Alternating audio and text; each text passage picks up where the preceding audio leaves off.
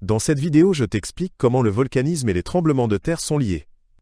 Tu vas découvrir pourquoi ils apparaissent souvent ensemble et quelles sont leurs conséquences sur la Terre. Le volcanisme désigne l'activité des volcans, c'est-à-dire l'éruption de lave, de gaz et de cendres provenant du centre de la Terre. Cela se produit lorsque le magma atteint la surface à travers des fissures ou des cratères. Les éruptions volcaniques peuvent être très variées, allant des coulées de lave tranquilles aux explosions violentes. Elles surviennent généralement au bord des plaques tectoniques, là où des tensions se forment. Un tremblement de terre se produit lorsqu'une tension dans la croûte terrestre se libère, libérant de l'énergie sous forme d'ondes. Ces tensions peuvent résulter du mouvement des plaques tectoniques. Les mouvements peuvent être horizontaux ou verticaux. Lors de la libération soudaine de ces tensions, des secousses se produisent, que l'on perçoit comme des tremblements de terre. Le volcanisme et les tremblements de terre ont souvent la même origine, à savoir le mouvement des plaques terrestres. Aux frontières des plaques, des tensions se forment qui peuvent provoquer à la fois des éruptions volcaniques et des tremblements de terre. L'activité volcanique se produit souvent dans les zones de subduction, où une plaque plonge sous une autre.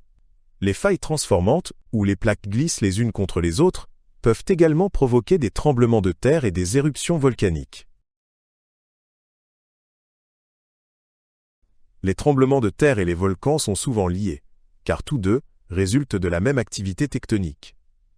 Lorsque des tensions se construisent sous la surface de la Terre, cela peut conduire à une éruption volcanique ou à un tremblement de terre.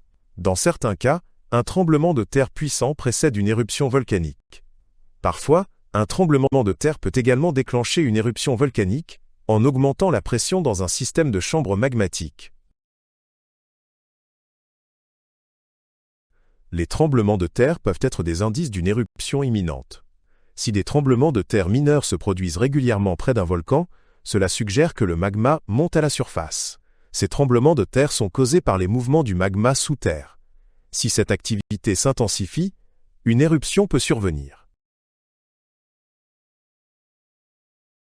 Les volcans peuvent également causer des tremblements de terre, surtout lors d'une éruption. Lorsque le magma se déplace sous la surface terrestre, cela peut entraîner un déplacement soudain de la croûte terrestre. Ce déplacement libère de l'énergie qui est perçue comme un tremblement de terre. Un tremblement de terre fort peut même déclencher une éruption volcanique en déstabilisant la chambre magmatique.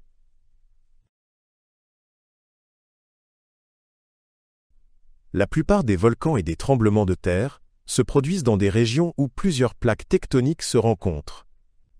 Les zones particulièrement actives sont le cercle de feu dans le Pacifique et la dorsale médio-océanique.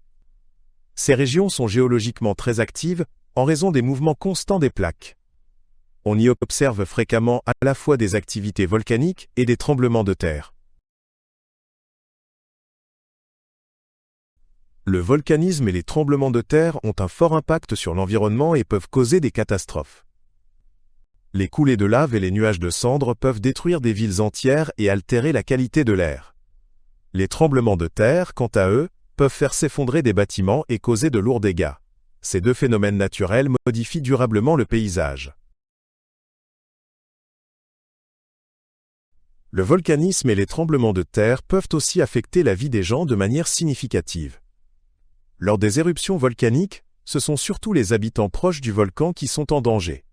Les tremblements de terre, en revanche, touchent souvent de vastes zones et peuvent blesser ou tuer de nombreuses personnes. Dans les deux cas, une aide rapide et une préparation adéquate sont cruciales pour minimiser les conséquences.